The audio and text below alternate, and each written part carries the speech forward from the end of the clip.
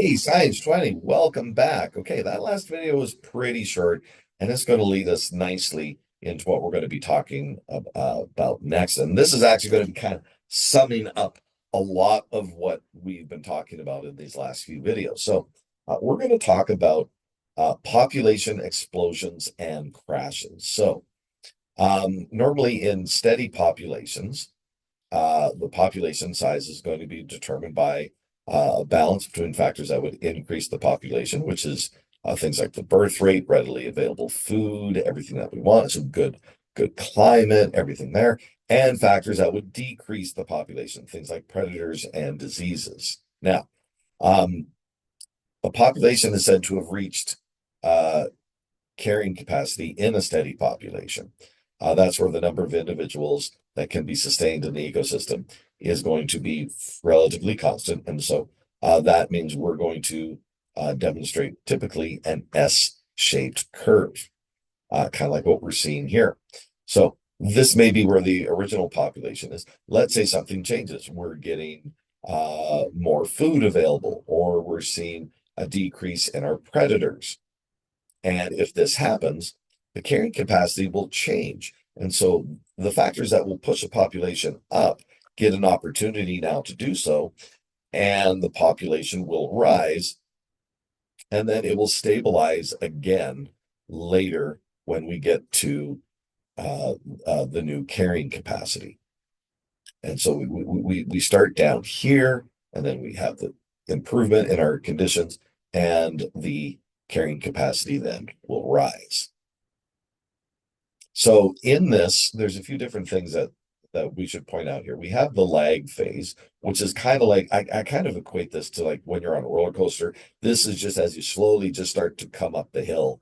And that, so there's a bit of anticipation, but it builds a little slowly, and then you get up into the exponential phase where the population just shoots up until we reach the stationary phase, which is going to be the new carrying capacity, where we are next in our um, in the population that we're going to be.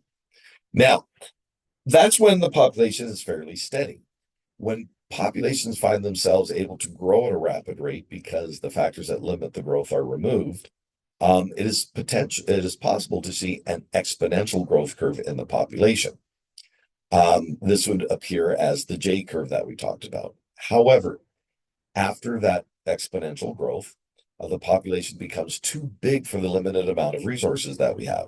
So the population is then going to experience a crash, which would result in a very rapid decrease in the population. So we start here and we jump up really quickly, but then the resources run out and we drop. Now I've shown you this before in the J-shaped curve, but here we see it again.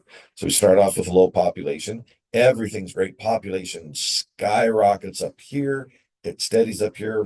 So we see sort of what we call a lag phase. Again, that's the exponential growth. And then up here, we're kind of at that sort of a steadying phase. But then this is the crash. This is sometimes referred to as the death phase. And so the population numbers are going to plummet, maybe not as low as they got before, but they'll plummet down to something. The survivors of that population will start to breed, and the population goes up again, but then we see it crash down as the resources get consumed fairly quickly. So that would be the case with the population curves, the growth and the crashes. And I've showed you some homework questions there, so give those a try. If you have any questions while you're doing that, please let me know, and I'll see you in the next video.